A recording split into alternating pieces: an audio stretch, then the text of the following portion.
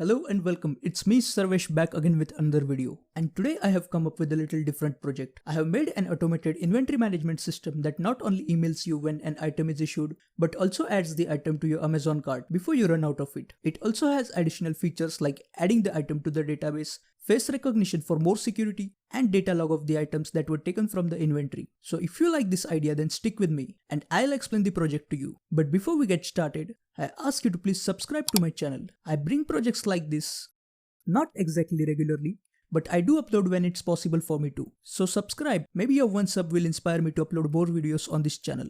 Enough of that, now let's begin. The inspiration to make this project is from the daily problems we faced at work with our inventory management.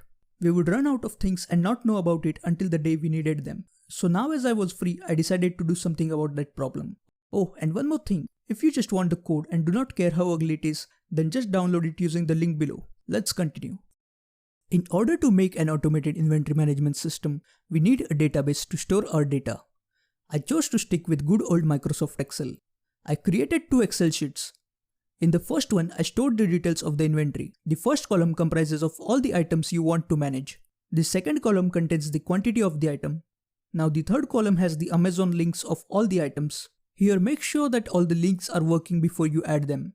The last column in this sheet has the status of all the items and tells us whether an item is in stock or not. Moving on to the next sheet, we have nothing but a row with headings, name, item issued, date, time, and department. Now this sheet will be filled by the program automatically and will contain the details of the person, their work, their department, and the item that was assigned to them. And now, like an idiot that I am, I forgot to tell you that in order to identify the items, we will make use of barcodes. Each item will have a barcode with its name as the data. This will help us keep things simple. For the face recognition, we will use these pictures. Let's say they are all the employees that work in our company. Notice that each of the image files has their name followed by their employee ID and their work department. I know, I could have made a separate sheet for storing these details, but I was too lazy, so I opted this shortcut instead. Now, as there are various departments in the company, not all departments will have access to the inventory. In our case, Donald from the marketing department is not authorized to issue an item from the inventory. And now you know what he'll try to do. Before running the code, just take a look at it. I did not get enough time to make a GUI for this project, so it is a console-based application. I know I'm not good at writing clean codes or writing any kind of codes, but what matters is that this project works and I'm happy sharing it with you guys. Yeah, and I would also like to thank all the amazing people who wrote all these amazing libraries I used in this project. Also, I would leave the links of few YouTubers below whose tutorials did not make me give up on this project. Do check them out if you want to learn more. There is one more script that you need to take a look at, as you will have to modify that script if you want to use this project.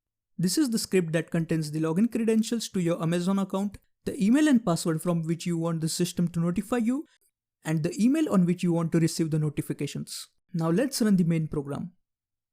We will first see how to add a new item to the inventory. Now as you run it, it will take some time to display anything, because during that time we load and encode the images of the employee database for image recognition. Once that is done, we are asked to enter a character to add or take an item from the inventory. Also, you can quit the program by entering Q. Let's give A as our input. Before we do that, let me quickly show you the inventory. Here you can see that we have only 4 items listed. Let's add the 5th one.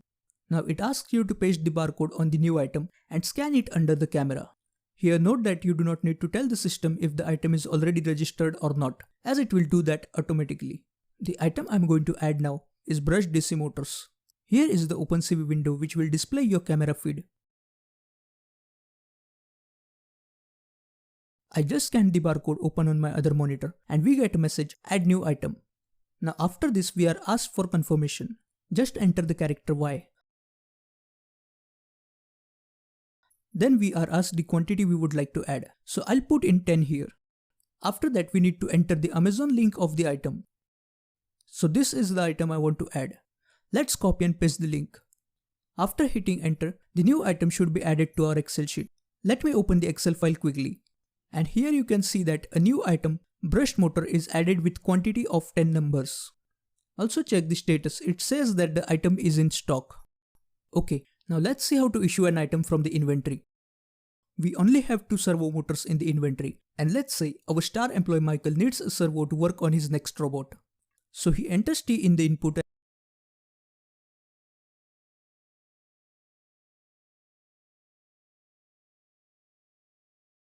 and then he is asked to stand in front of the camera to initiate his request. You can see that as his face is recognized by the system, all his details are printed on the console. Now he is asked to confirm his request. So he enters Y. And now you can see that a new Chrome window opens the item link which was stored in the database. One thing I want to say here is that you can see my browser, but if you don't want yours to be seen, then make sure to set the headless parameter in the options. You can Google how to do that. Now you can see that the item is added to my Amazon cart automatically. After closing the tab, there is a message that an order was placed and an email is sent to my email ID. Now let me quickly go to my emails. Here you can see that I have received a new email mentioning that an item was added to my Amazon cart. And now in the Excel sheet, you can see that the quantity of servo motor is reduced to 1 and its inventory status is changed to order placed. If I take you to the second sheet, you can see that Michael's details have been added here along with the date and time and the item he took from the inventory. Okay, now let's say another of our employee, Elon, wants a servo motor for prototyping his new thrust vectoring system. So he follows the same process.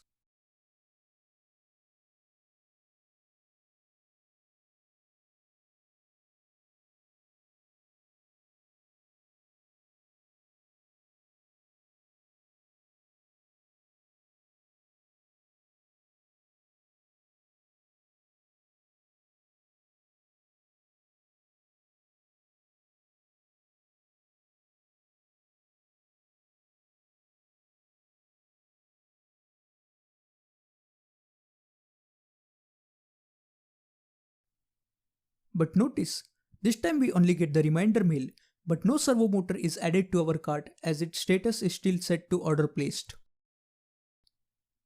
And again in the Excel sheet, you can see that the servo motor quantity is reduced to 0 and Elon's details are added in the second sheet.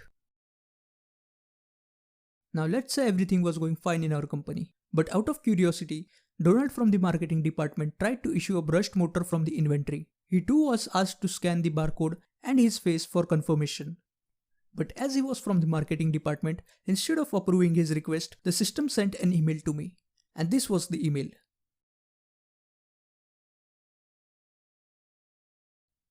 I want you guys to help me out here. How should I address this issue? Is giving him a warning enough, or will he do the same thing again?